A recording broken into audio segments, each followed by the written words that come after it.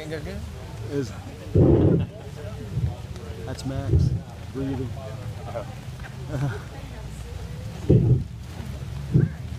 What the heck? I'm gonna get close. Ladies and gentlemen, please put your hands together for Max the Magician.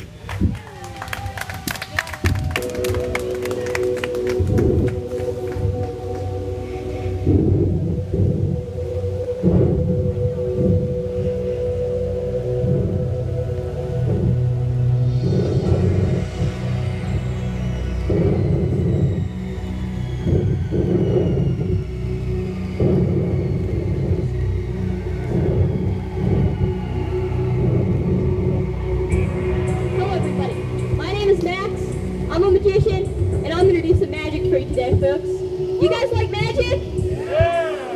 Great, I was hoping you would say that. Now, for my next trick, I'm going to show you guys an illusion. Now, when you think of illusions, you probably think of them being performed on huge stages with elaborate set pieces and lighting and costumes and wires and smoke and mirrors and things like that, right?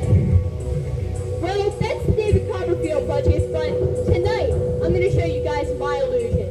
So I just showed you guys a card trick. You guys like card tricks? Yeah! Do you want to see another one? Yeah! Well, that's too bad. I'm going to do a rope trick.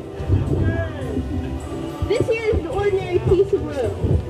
Allow me to get my scissors real fast out of my pocket and... Wait a second. You know, I must have left my scissors at home. But you know what, guys? That's okay. I'm a magician. I don't even need scissors. I can just take my 2 fingers, and with one snip of the rope, I have 2 pieces of rope. Oh, but you know what? They're not the right length. Let's start over. Now every piece of rope in the world has one thing in common.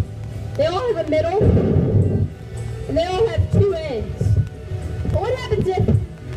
Oh, I'm sorry guys, look at that. That's embarrassing. The ends came right off the middle of the rope. I'm sorry, no, here, let me take the ends and let me place them in my pocket.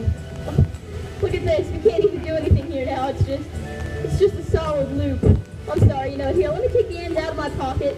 Let me just sort of find a good spot and just throw them back on the rope. And actually, it's really not even the ends coming off that bothers me when I'm doing this. You want to know what really bothers me when I'm doing this? The middle coming off! That's not good when the middle comes off. I hate it when it does that. Alright. Now, carrying on with the idea of every piece of rope in the world having a middle and 2 ends. Would you like to see the middle and the end switch places? Alright, you don't look like you're buying it, so I'll do it your way. I'm going to take the ends. Everyone remember that these are the ends, and I'm going to place them in my pocket, leaving the middle in my fist. With the snap of my fingers, the ends are in my fist, leaving the middle in my pocket.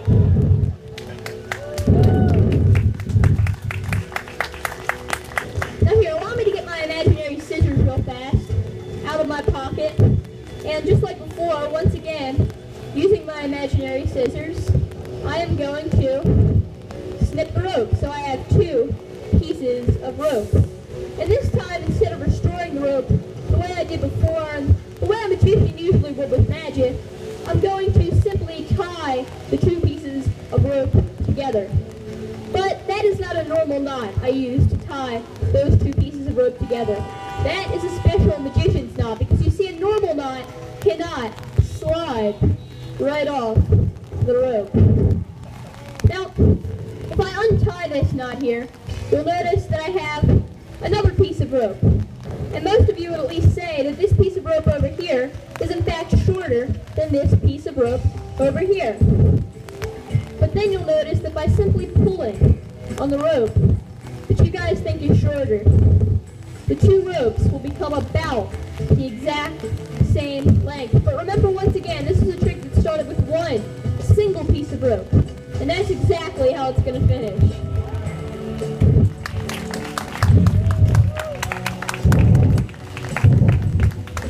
Now, for my final effect this evening, I'm going to show you guys something that, I'm going to show you a classic of magic. This trick is over 5,000 years old. Some of you may have seen it before, but you've never seen it the way I'm about to show it to you. It's called the cups and balls. It was first invented by the Egyptians. simple. You have 3 cups and 3 balls. I'm going to show you the original classic version and then my updated version with a modern twist. So anyway, here's what you do. You take the first ball, you place it in your hand, just like that, and with one wave of the magic wand, it vanishes. You do the same thing with the second ball. You place it in your hand, and with one wave of the magic wand, it vanishes. You take the third and final ball, place it in your hand, and with one wave of the magic wand, it vanishes, and all 3 balls appear underneath each cup. So now we're all ready for the second half. I'm going to take the first ball, place it underneath the first cup. I'm going to take the second ball, place it underneath the second cup, and I'm going to take the third and final ball and place it underneath the final cup. So we have 1, 1, 1. You sir in the orange shirt, could you please pick a cup? A, B, or C? C. C, no, I'm sorry, I said to pick a cup. No, that's fine. You said C, well as you can see the ball vanishes from B and reappears right there underneath cup C that you chose. But I know what you're thinking. What would have happened if you had said A? Well, that's easy. I could have just taken the ball, made it vanish, and it would have actually reappeared right there underneath cup A. But I know what you're thinking now.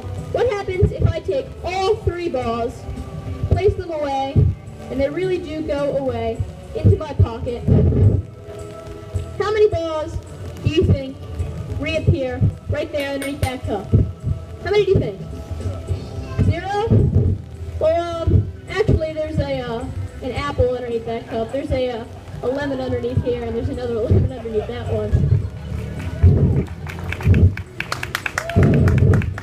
Just pretend like I was juggling there.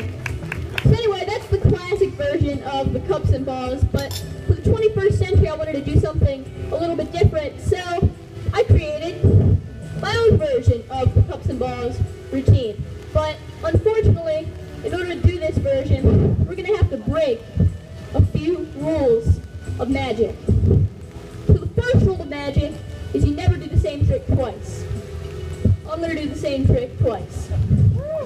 The second rule of magic is you can't tell an audience how a trick's being done. But I'm going to tell you exactly how this trick's being done. The third and final rule, or the third rule of magic, is the audience can't see your secret preparation. They would not know that there is actually a 4th ball that is hidden right here in this pocket. And the last rule of magic is unwritten, but I think any magician in the world would agree. You never ever do the cups and balls with clear plastic cups.